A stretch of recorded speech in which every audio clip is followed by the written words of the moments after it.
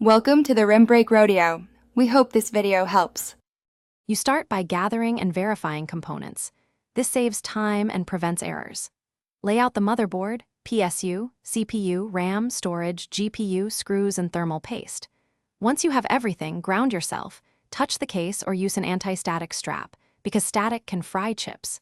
Make sure to organize cables and label the 24-pin, 8-pin CPU, SATA, and PCIe connectors so you know where each plug goes. Now mount the CPU gently.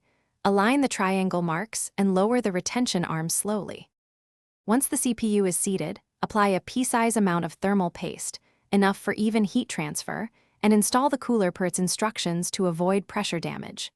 Next, insert RAM into the proper slots for dual or quad channel operation. Press firmly until each module clicks and latches. Then place the motherboard on standoffs in the case, screw it down evenly, and route PSU cables behind the tray to keep airflow clear. Finally, connect the 24-pin and 8-pin power leads and check every connector twice. You now install the GPU and storage drives, secure them with screws, and connect their power and data cables. Neat routing improves cooling.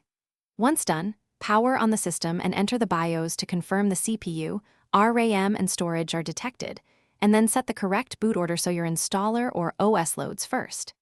If the system fails to post, power down, reseat GPU, RAM, and power leads, verify front panel connectors, and, as a last resort, clear the CMOS to reset BIOS settings and try again. Thanks for watching. Consider subscribing if we helped you.